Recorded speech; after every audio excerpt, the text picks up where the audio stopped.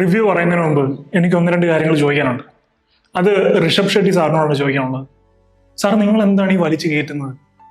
എന്താണ് നിങ്ങൾ ഈ പടം എഴുതുമ്പോൾ അല്ലെങ്കിൽ ഈ പടത്തിന്റെ ഒരു മേക്കിംഗ് പ്രോസസ്സിൽ എന്താണ് നിങ്ങൾ ഉപയോഗിച്ചിരുന്ന സാധനങ്ങൾ? അതായത് നമ്മളൊരു വർക്ക് ചെയ്യുമ്പോൾ നമ്മൾ മറ്റേതെങ്കിലും സിനിമകളിൽ കണ്ടിട്ടുള്ളതോ അല്ലെങ്കിൽ മറ്റെവിടെയെങ്കിലും അതിനോട് സാദൃശ്യമുള്ള കാര്യങ്ങളെ കണ്ടിട്ടുള്ളൂ, അതൊക്കെ വെച്ചിട്ടായിരിക്കും ചിലപ്പോൾ നമ്മൾ പലപ്പോഴും ഒരു വർക്ക് ചെയ്യുമ്പോൾ അത് ക്രിയേറ്റ് ചെയ്തെടുക്കുന്നത്. പക്ഷെ എനിക്ക് മാത്രമാണെന്ന് അറിയില്ല, ഈ ഒരു സിനിമയിൽ ഞാൻ കണ്ടിട്ടുള്ള പല കാര്യങ്ങളും എനിക്ക് നല്ല ഫ്രഷ് ആയിരുന്നു. അതായത് ഞാൻ മറ്റെവിടെയും അത് അങ്ങനത്തെ കണ്ടിട്ടില്ല.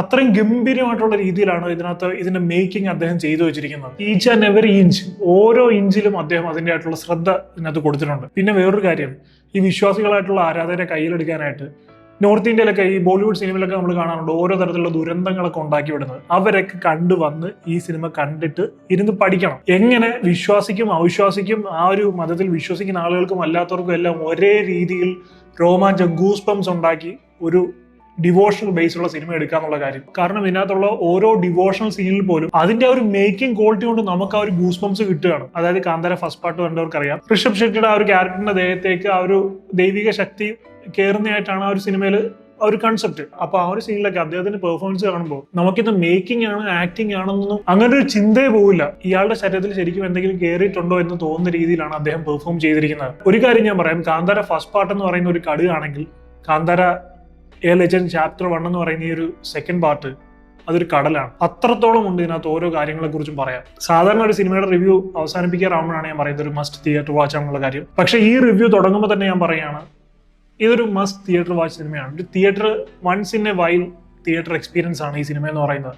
അതതിന്റെ വിഷ്വൽ ക്വാളിറ്റി കൊണ്ടും അതിന്റെ ഓഡിയോ ക്വാളിറ്റി കൊണ്ടും എല്ലാം ഒരു വർത്ത് വാച്ചിങ് ആണ്.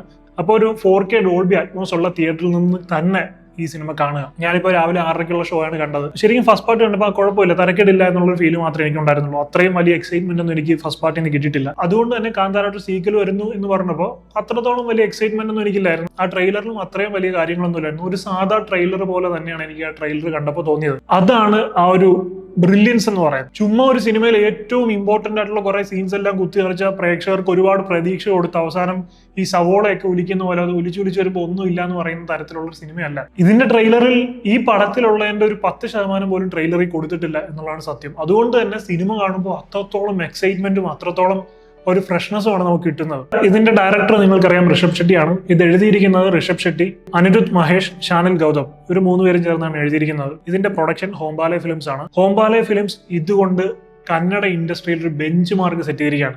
ഒരു ഇൻഡസ്ട്രി ഹിറ്റ് ആവാൻ സാധ്യതയുള്ള, അതിന് ക്വാളിറ്റിയുള്ള, അതിന് അർഹതയുള്ള ഒരു സിനിമയാണിത്. ഇനി കന്നഡയിൽ നിന്നൊരു സിനിമ വരുമ്പോൾ ഇതിന് മുകളിൽ നിൽക്കുന്ന ഒരു സിനിമയായിരിക്കണം. നോർത്ത് ദുരന്തങ്ങൾ പടച്ചുവിടുന്ന ആളുകളൊക്കെ തീർച്ചയായിട്ടും കാണുക. സൗത്തിന്റെ ആ ഒരു റേഞ്ച് ഡേ ബൈ ഡേ മാറിക്കൊണ്ടിരിക്കുകയാണ്. ഇപ്പോഴത്തെ കാന്താരയുടെ പുതിയ സീക്വൽ പുതിയൊരു ബെഞ്ച് മാർക്ക് സെറ്റ് ചെയ്തിരിക്കുകയാണ്. ഹോംബാലെ ഫിലിംസ് അതുകൊണ്ട് തന്നെ അവരുടെ ക്രെഡിബിലിറ്റി എത്രത്തോളം ഉണ്ടെന്ന് ഇതുകൊണ്ട് കാണിച്ചിട്ടുണ്ട്. പിന്നെ ഋഷഭ് ഷെട്ടിയുടെ കാര്യം പറയുമ്പോൾ അദ്ദേഹത്തിന്റെ കരിയർ ബെസ്റ്റ് ആയിട്ട് നമുക്ക് എടുത്തു വെക്കാൻ പറ്റുന്ന, അതിന് ക്വാളിറ്റി ഉള്ള സിനിമയാണിത്. അത് അദ്ദേഹത്തിന്റെ ഡയറക്ടോറിയൽ വെഞ്ചറിലാണെങ്കിലും അദ്ദേഹത്തിന്റെ ആക്ടിംഗ് വെഞ്ചറിലാണെങ്കിലും ഒന്നും പറയാനില്ല, ഔട്ട്സ്റ്റാൻഡിങ് സാധനം. അരവിന്ദ് എസ് കാശ്യപ് ആണ് ഇതിന്റെ സിനിമാറ്റോഗ്രാഫർ. മാൻ, ഒരു രക്ഷയില്ല. ആ ഒരു ഫ്രെയിംസ് ഒക്കെ നിങ്ങൾ വെച്ചിരിക്കുന്നത് ഹോളിവുഡ് സിനിമയാണോ തോന്നിപ്പോകും. ചില ചൈനീസ് ടെമ്പിൾസിന്റെ ഒക്കെ പിക്ചേഴ്സ് ഞാൻ ഗൂഗിളിലൊക്കെ കണ്ടിട്ടുണ്ട്. ഞാനിങ്ങനെ വീഡിയോസ് ഒക്കെ ചെയ്യാൻ വേണ്ടി എടുക്കുമ്പോൾ ചില പിക്ചേഴ്സ് ഭയങ്കര ഒരു മിസ്റ്ററി ഒക്കെ ഉള്ള ടൈപ്പ് ഒരു ചൈനീസ് ടെമ്പിൾസിന്റെ ഒക്കെ പിക്ചേഴ്സ് കാണാറുണ്ട്. ആ ടെമ്പിളിലൊക്കെ കണ്ട പോലത്തെ ഒരു മിസ്റ്റീരിയസ് ഫീലുള്ള ആ ഒരു ഫ്രെയിംസ്, അത് പറയുന്നതിന്റെ കൂടെ തന്നെ ഈ സിനിമയുടെ ആർട്ടിനും അതിനൊത്ത അഭിനന്ദനം അർഹിക്കുന്നു. കാരണം ആ സിനിമാറ്റോഗ്രാഫർ പകർത്തിയിട്ടുണ്ടെങ്കിൽ ആർട്ട് ടീം കൊടുത്തിരിക്കുന്ന സാധനമാണ്. അത് നല്ല അടിപൊളിയായിട്ട് ഓരോ ഫ്രെയിംസും, ആ ഒരു കൊട്ടാരമാണെങ്കിലും നാട്ടുരാജ്യമാണെങ്കിലും കാടാണെങ്കിലും കാട്ടിനുള്ളിലെ ഗോത്രവർഗ്ഗക്കാരാണെങ്കിലും എല്ലാം അത്രയും മനോഹരമായിട്ടൊരു വിഷ്വൽ ട്രീറ്റ് ആണെന്ന് പറയാം. സാധാരണ എനിക്ക് വിഷ്വലി അത്യാവശ്യം നല്ല ഇംപ്രസിംഗ് ആയിട്ടുള്ള സിനിമയാണെങ്കിൽ, പ്രത്യേകിച്ച് കഥയൊന്നും ഇല്ലെങ്കിലും ഞാൻ കണ്ടിരിക്കുന്ന ഒരാളാണ്. എനിക്ക് വിഷ്വലാണ് ഞാൻ കൂടുതൽ ഇമ്പോർട്ടൻസ് കൊടുക്കുന്നത്. പക്ഷേ ഇത് വിഷ്വലി ആണെങ്കിലും അതുപോലെ തന്നെ ഓഡിയോ വൈസ് ആണെങ്കിലും ഇതിന്റെ മേക്കിംഗ്, അഭിനയം, കഥ എല്ലാം കൊണ്ടും പെർഫെക്റ്റ് മൂവി. സുരേഷ് മല്ലയ്യാണ് ഇതിന്റെ എഡിറ്റർ. നല്ല അസാധ്യ എഡിറ്റിംഗ് തന്നെയാണ്. സിനിമ മുഴുവനൊന്നും വേണ്ട, അതിലെ ചെറിയൊരു ഫൈറ്റ് സീൻസ് മാത്രം മതി അദ്ദേഹത്തിന്റെ കഴിവ് എത്രത്തോളം ഉണ്ടെന്ന് അറിയാം. അത്രയും കിടിലം ഫൈറ്റിങ്. 2 വില്ലന്മാരെയൊക്കെ ഇങ്ങനെ എടുത്തിട്ട് തുണി അലക്കുന്ന പോലെ അലക്കുന്ന ഒരു സീനൊക്കെ ഉണ്ട്. എന്ത് സാധനം, അതൊക്കെ കണ്ടിട്ട് ഗൂസ് ബംസ് വന്നു എന്ന് വേണം പറയാം. അതുപോലെ തന്നെ ആക്ഷൻ കൊറിയോഗ്രാഫി ഒക്കെ ഗംഭീരമായിരുന്നു, ഔട്ട് ആൻഡ് ഔട്ട് സൂപ്പർബായിരുന്നു. പിന്നെ ഇതിന്റെ കാസ്റ്റിലേക്ക് വരുമ്പോൾ ഋഷഭ് ഷെട്ടി, അദ്ദേഹത്തിനെ കുറിച്ച് പറയാൻ ഞാൻ ആളല്ല. അദ്ദേഹത്തിന് നമുക്കൊരു സൈഡിലേക്ക് മാറ്റി വെക്കാം, അത് വേറെന്തോ ഒരു ഐറ്റമാണ്. ഇനിയും ഒരുപാട് അവാർഡുകൾ അദ്ദേഹത്തെ തേടി വരാനിരിപ്പുണ്ട് എന്നാണ് എനിക്കിത് കാണുമ്പോൾ തോന്നുന്നത്. അത് തീർച്ചയായിട്ടും വരും. അങ്ങനത്തെ ഒരു ഒരു പ്രത്യേക ഐറ്റമാണ്. പുള്ളി അവിടെ മാറി നിൽക്കട്ടെ. ബാക്കി ആക്ടേഴ്സിനെ കുറിച്ച് ഞാൻ പറയാം. രുക്മിണി വാസൻ, ഇതിനകത്ത് മെയിൻ ഫീമെയിൽ ലീഡ് ചെയ്തത് രുക്മിണി വാസൻ എന്നാണ്. കനകാവതി എന്ന് പറയുന്ന ഒരു രാജകുമാരിയുടെ വേഷമാണ് ചെയ്തിരിക്കുന്നത്. അതിന് ആപ്റ്റ് ആയിട്ടുള്ള ഫിസിക്കും ബോഡിയും ആകാരവും ഒക്കെ ആയിരുന്നു. നല്ല രസമുണ്ടായിരുന്നു അവരുടെ ഫ്രെയിമിൽ കാണാൻ. അതുപോലെ തന്നെ നമ്മുടെ ജയറാമേട്ടൻ ഇതിനകത്തൊരു രാജാവിന്റെ വേഷത്തിലുണ്ട്. ഈ അടുത്ത കാലത്തൊക്കെ ജയറാമേട്ടന് മറ്റ് ഇൻഡസ്ട്രികളിൽ നിന്ന് കിട്ടിയ സിനിമകളെ വെച്ച് നോക്കുമ്പോൾ ഏറ്റവും ബെസ്റ്റ് റോള് തന്നെയായിരുന്നു. ഒരു തുടക്കം മുതൽ അവസാനം വരെയുള്ള ഒരു ബെസ്റ്റ് റോളായിരുന്നു ഈ സിനിമയിലുള്ളത്. അതുപോലെ തന്നെ എടുത്തു പറയേണ്ട മറ്റൊരാളാണ് ഗുൽഷൻ ദേവയ്യ. അദ്ദേഹം ഒരു യുവരാജാവിന്റെ വേഷത്തിലായിരുന്നു വന്നിരുന്നത്. അദ്ദേഹത്തിന്റെ റോള് അത്രയും ഗംഭീരമായിട്ട് ചെയ്തിട്ടുണ്ട്. അത് വേറൊരാളെ കാസ്റ്റ് ചെയ്താൽ മതിയായിരുന്നു എന്ന് നമുക്ക് ഒരു സെക്കൻഡ് പോലും തോന്നാത്ത രീതിയിൽ അത്രയും ഗംഭീരമായിട്ട് ചെയ്തിട്ടുണ്ട്. അപ്പോൾ ഇത്രയൊക്കെ പറയുമ്പോൾ ഞാൻ ഋഷഭ് ഷെട്ടിയുടെ പെർഫോമൻസിനെ കുറിച്ചൊന്നും പറയുന്നില്ല. വേറെ ഒന്ന് രണ്ട് കാര്യങ്ങൾ പറയാം. സാധാരണയായിട്ട് ഒരു യോദ്ധാവ് അല്ലെങ്കിൽ ഒരു വീരൻ ഇങ്ങനെയൊക്കെയുള്ള പരിവേഷമുള്ള റോളുകളൊക്കെ ചെയ്യുമ്പോൾ അതിനൊരു ആകാരം നമ്മൾ പലപ്പോഴും പ്രതീക്ഷിക്കാറ്. ഒരു 6 അടി പൊക്കം, നല്ല സൈസ്, ഇതൊക്കെ നമ്മൾ പലപ്പോഴും പ്രതീക്ഷിക്കാറുണ്ട്. പക്ഷെ അതിന്റെ ഒന്നും ഒരാവശ്യമില്ലെന്ന് തെളിയിച്ചിരിക്കുകയാണ് ഋഷഭ് ഷെട്ടി. അദ്ദേഹം അങ്ങനെ വലിയ ഉയരമുള്ള അല്ലെങ്കിൽ ഒരുപാട് വലിയ ഫിസിക്കുള്ള വ്യക്തിയൊന്നുമില്ല. അത്യാവശ്യം ഒരു ഫിറ്റ് ആയിട്ടുള്ള ശരീരമുള്ള ഒരു മീഡിയം ഹൈറ്റുള്ള വ്യക്തിയാണ് ഋഷഭ് ഷെട്ടി. പക്ഷെ ആ ഒരു യോദ്ധാവിന്റെ വേഷം നമുക്ക് മറ്റൊരാളെ ചിന്തിച്ചു നോക്കാൻ പറ്റാത്ത രീതിയിൽ അത്രയും ഗംഭീരമായിട്ട് അദ്ദേഹം അത് ചെയ്തെന്നുള്ള ആ ഒരു ഫിസിക്കൽ അത്രയും ഗംഭീരമായിട്ട് ചെയ്തു. അതുകൊണ്ട് തന്നെ നമുക്ക് പറയാം ഇനി ഒരു യോദ്ധാവിന്റെ വേഷം അല്ലെങ്കിൽ അങ്ങനെയുള്ള വേഷങ്ങളൊന്നും ചെയ്യാൻ ഫിസിക്കിന് അതിന് വലിയ അത്രത്തോളം നമ്മൾ കൊടുക്കുന്ന അത്ര ഇമ്പോർട്ടൻസ് ഇല്ല. കാരണം ഒരു മീഡിയം ഫിസിക്ക്, ഒരു സാധാരണ മനുഷ്യന്റെ ഫിസിക്കൊക്കെ തന്നെ മതി. അതിനൊരു അതികായനായിരിക്കണം എന്നൊന്നുമില്ല. ഈ ഒരു റോൾ ചെയ്യാൻ നമുക്ക് വേറൊരാളെ ഇമാജിൻ ചെയ്ത് നോക്കാൻ പറ്റില്ല. വേറൊരു നടനെ ആലോചിക്കുമ്പോൾ എത്രത്തോളം ആവുന്നു. ഇപ്പൊ ചെയ്യാൻ വിക്രത്തിനൊക്കെ ചിലപ്പോൾ പറ്റിയേക്കാം. പക്ഷെ എന്നാൽ ഈ ഒരു റേഞ്ചിൽ പറ്റുമെന്ന് എനിക്ക് തോന്നുന്നില്ല. കാരണം ആ ഒരു ദൈവികതയൊക്കെ ഉള്ളിലേക്ക് കയറുന്ന സമയത്തുള്ള അദ്ദേഹത്തിന്റെ പെർഫോമൻസ് ഒക്കെ ഉണ്ട്. ബാക്കിയൊക്കെ ആരെങ്കിലും മാനേജ് ചെയ്താലും ആ ഒരു സാധനമൊക്കെ എത്രത്തോളം മറ്റൊരു നടനെ കൊണ്ട് പറ്റും എന്നാലോചിച്ച് നോക്കിയിട്ട് എനിക്ക് മനസ്സിലാവുന്നില്ല. ഇദ്ദേഹം അല്ലെങ്കിൽ പിന്നെ അതേ ഒരു ഇന്റൻസിറ്റിയിൽ ചെയ്യുന്ന മറ്റൊരു ആക്ടറായിട്ട് എനിക്ക് തോന്നിയിട്ടുള്ള വിക്രമാണ്.